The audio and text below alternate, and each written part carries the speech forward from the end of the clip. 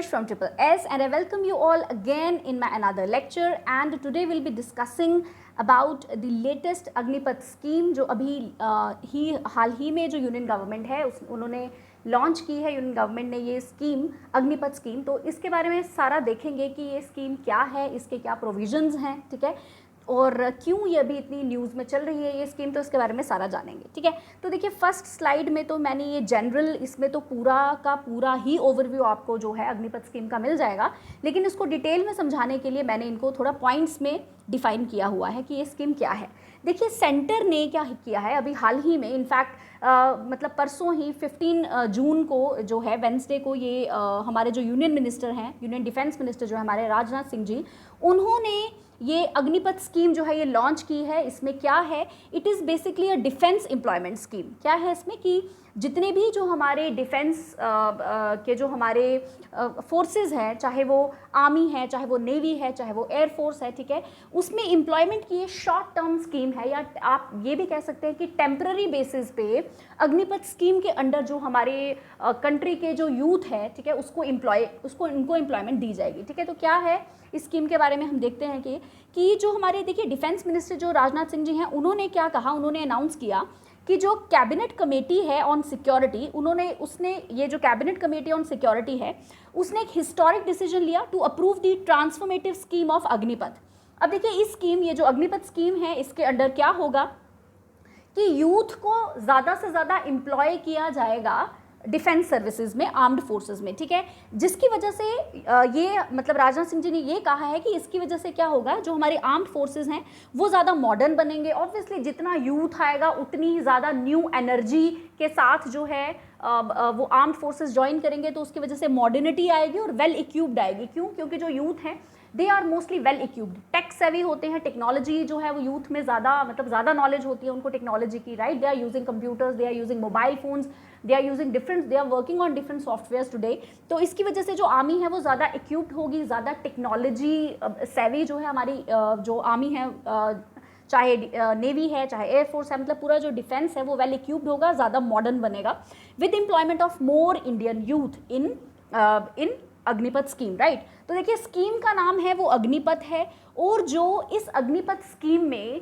जो यूथ जाएगा, जो एंटर करेगा, या जिसको एम्प्लॉयमेंट मिलेगी, जिस भी यूथ को इस अग्निपथ स्कीम में, उनके लिए एक डिफरेंट रैंक जो है डिफेंस फोर्सेस में दिया जाएगा, जिसको कहा जाएगा अग्निवीर, ठीक है। तो कोई भी जो इस डिफेंस फोर्स को इसको एज अग्निपथ स्कीम को ज्वाइन करता है, तो उसका जो रैंक होगा that will be of Agniveer, ठीक है, ओके।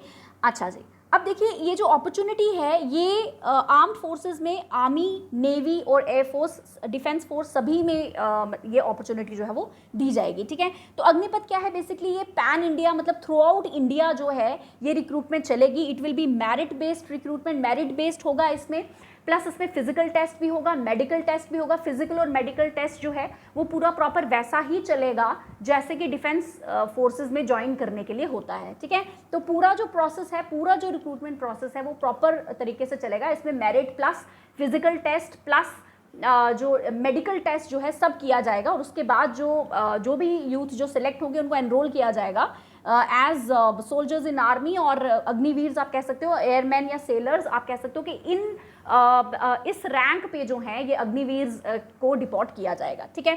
अब देखिए स्कीम में है क्या कि टोटल जो रिक्रूटमेंट है वो 40,000 से 50,000 अग्निवीर्स जो हैं ये हर साल एनुअली इनको रिक्रूट किया जाएगा।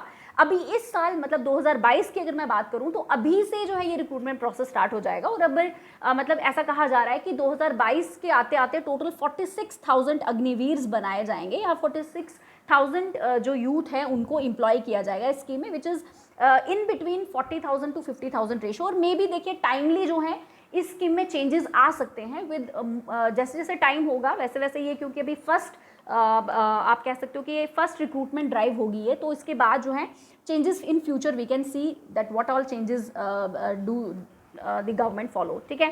अब देखिए अगर एज क्राइटेरिया की बात करूं कि एज क्राइटेरिया क्या है, तो 17 ईयर्स एंड 6 मंथ्स, ठीक है। जो भी 17 ईयर्स और 6 मंथ्स का जो भी यूथ है टू 21 ईयर्स, पहले कहा गया कि 17.5 से 21 साल तक की उम्र के जो यूथ है वो इसमें पार्टिसिपेट कर सकता है, इस रिक्रूटमेंट ड्राइव में पार्टिसिपेट कर सकता है।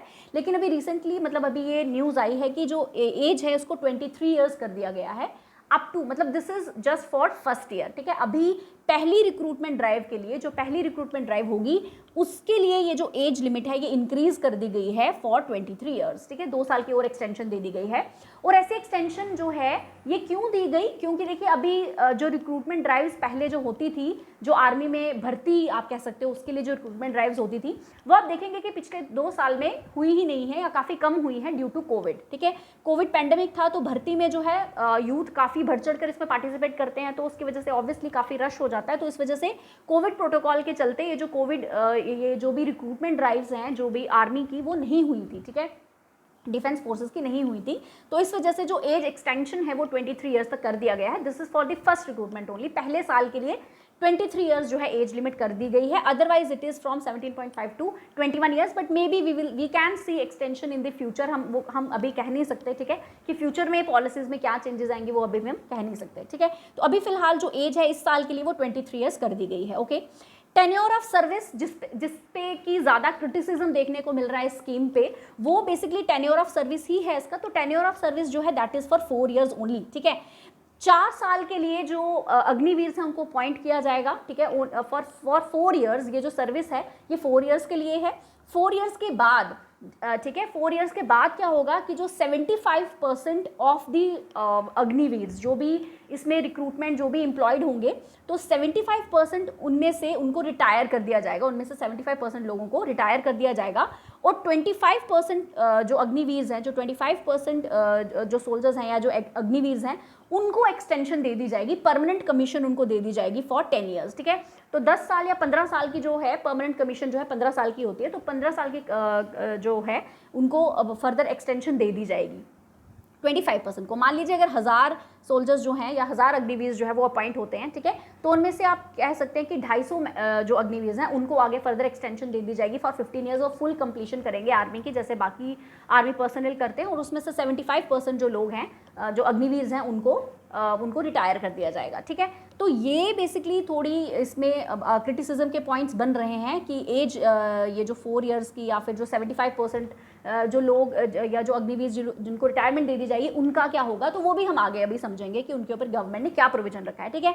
तो ये जो 4 ईयर्स का जो टेन्योर है सर्विस का, इसमें 6 महीने की स्टार्टिंग की जो है वो ट्रेनिंग होगी। Obviously army training is very very necessary, तो 6 महीने की इसमें इंक्लूडिंग है आपकी आर्मी ट्रेनिंग, ठीक है।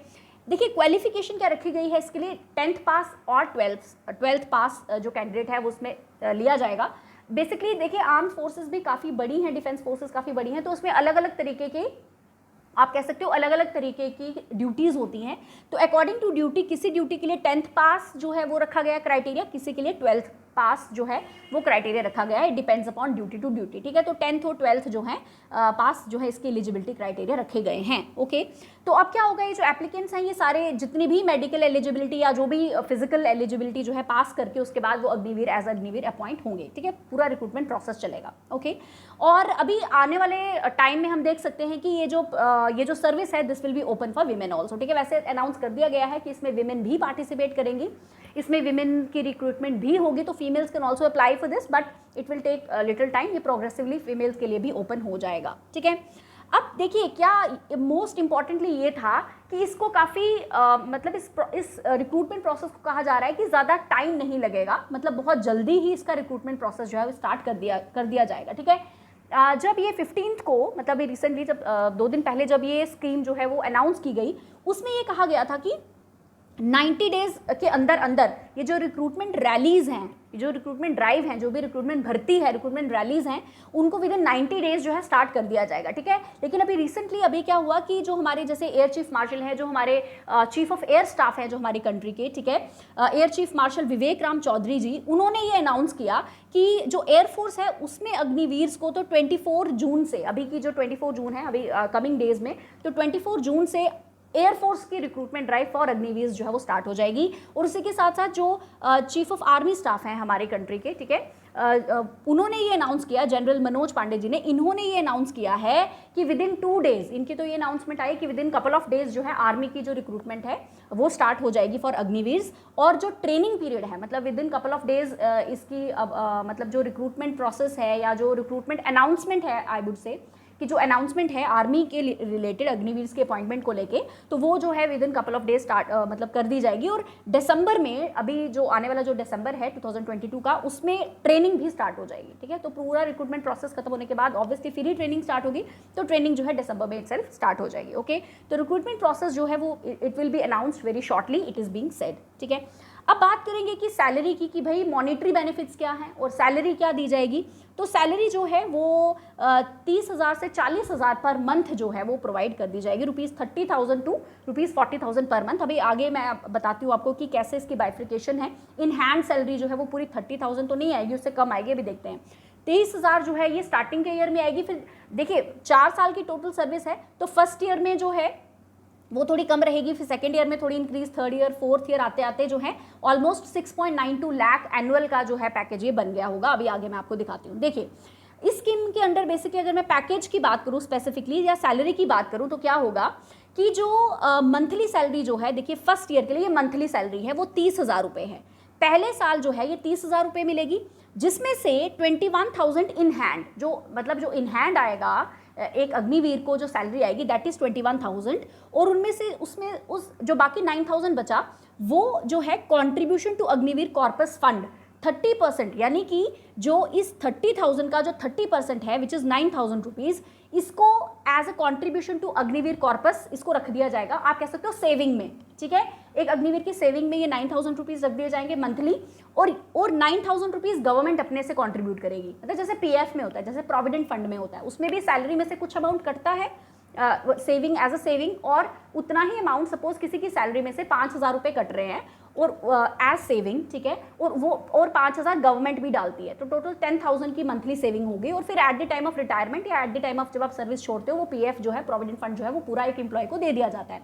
Similar is the case here कि यहाँ पे क्या है, कंट्रीब्यूशन टू अग्निवीर कॉर्पस, ये बेसिकली इस नाम क्या दिया गया इस फंड का, इसको कहा गया अग्निवीर कॉर्पस फंड, इसका नाम क्या दिया गया है, अग्निवीर कॉर्पस फंड।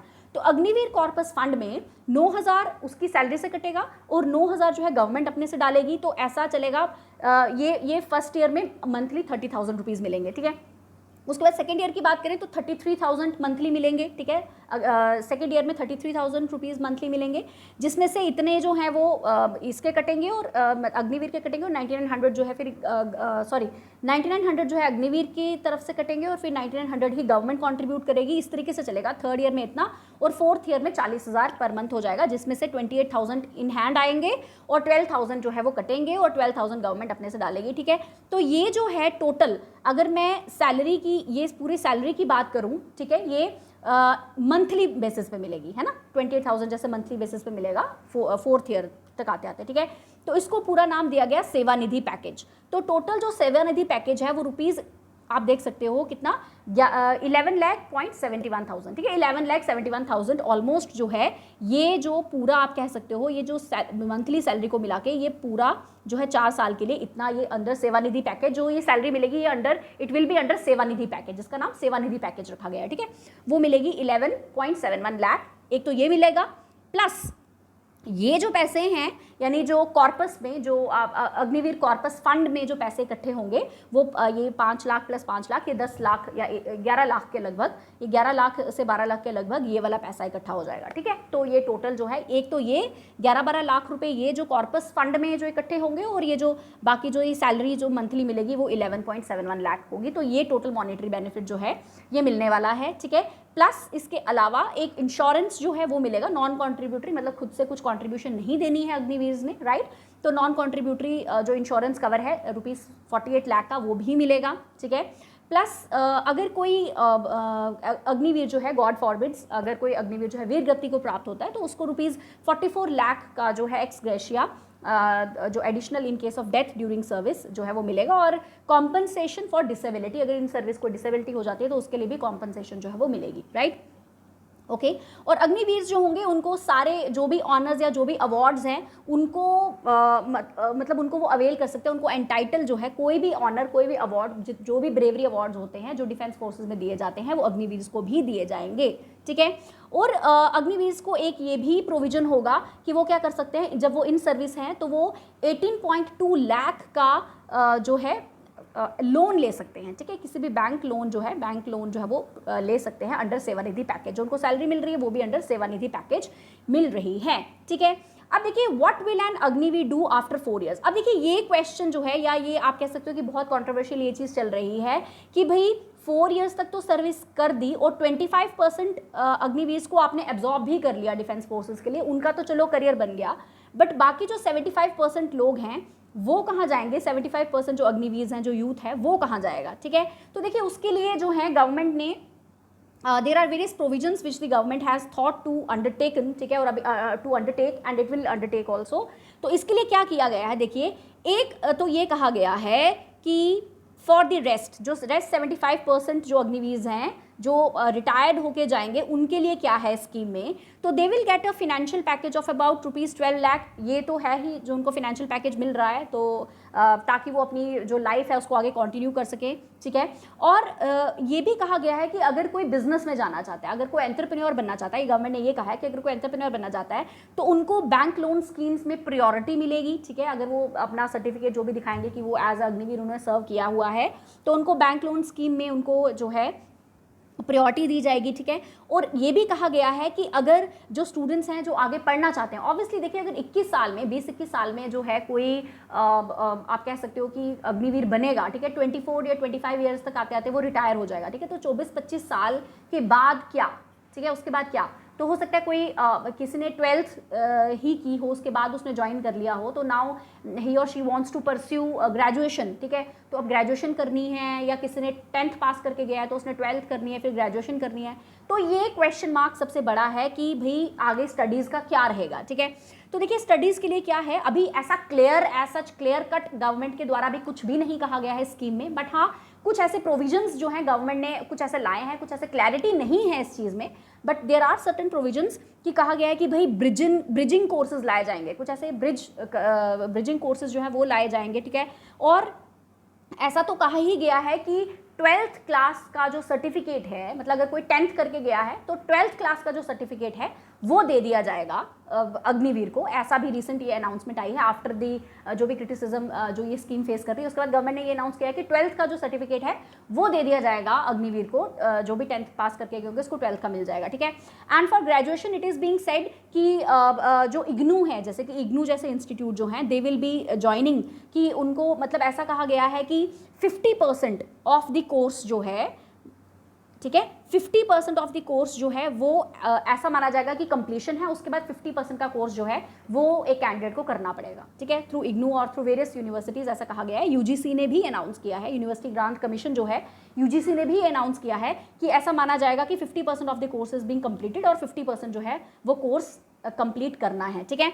और काफ़ी ऐसी स्टेट्स हैं जिन्होंने ये भी अनाउंस किया है अभी रिसेंटली कि जॉब प्रेफरेंस जो है वो अग्निवीर को दी जाएगी, किसी और फर्दर अगर वो जैसे रिटायरमेंट के बाद किसी और जॉब में वो अप्लाई करते हैं तो उसमें भी जॉब प्रेफरेंसेस जो है वो दी जाएंगी, ठीक है।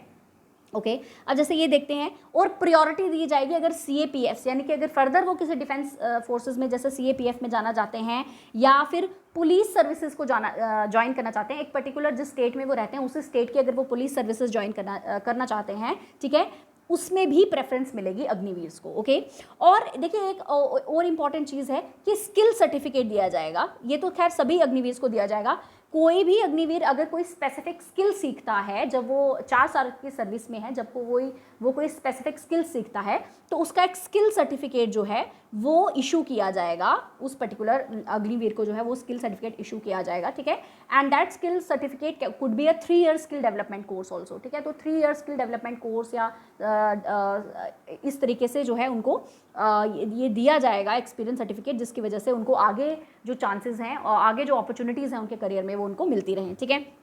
और भी बड़ी सारी कंपनीज़ हैं, बड़े सारे सेक्टर्स हैं, जैसे IT सेक्टर है, सिक्योरिटी इंजीनियरिंग सेक्टर है, उन्होंने भी ये कहा है कि हम अग्निवीर को जो भी स्किल्ड अग्निवीर होंगे, डिसिप्लिन्ड अग्निवीर होंगे, उनको वो आगे अब डिसिप्लिन तो ऑब्वियसली आ ही जाएगा डिफेंस फोर्सेस में रह के, ठीक है। तो जो भी स्किल्ड या डिसिप्लिन अग्निवीर्स होंगे उनको प्रेफरेंस दी जाएगी इन जॉब्स, राइट। तो ये सब कहा गया है और मे बी इन फ्यूचर जो है कुछ और चेंजेस भी जो है लाई जाएंगे।